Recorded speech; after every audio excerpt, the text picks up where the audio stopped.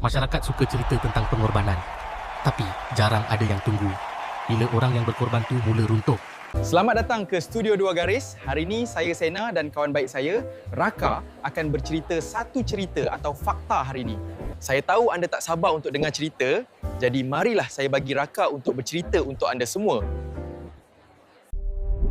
Kita puji orang yang berkorban bukan sebab kita nak jaga mereka, tapi sebab pengorbanan mereka memudahkan hidup orang lain. Ibu yang tak tidur cukup, pekerja yang sentiasa kuat, anak sulung yang pendam semua.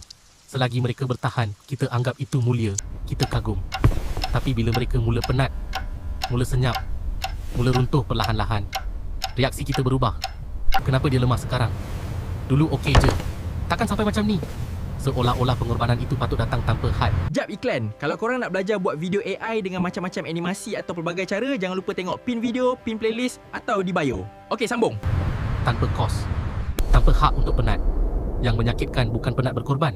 Yang menyakitkan ialah bila kau sedar nilai kau hanya wujud selagi kau berguna. Selagi kau beri, kau dipuji. Bila kau minta balik, kau dianggap masalah. Masyarakat suka idea pengorbanan, bukan realiti orang yang berkorban. Sebab realiti itu menyusahkan, meminta perhatian.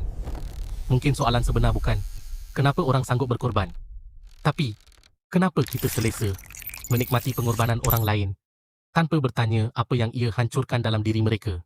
Sebab bila pengorbanan dipuja tanpa penjagaan, ia bukan lagi nilai murni, ia eksploitasi yang diberi nama cantik. Yang pelik tu bukan dunia, kita.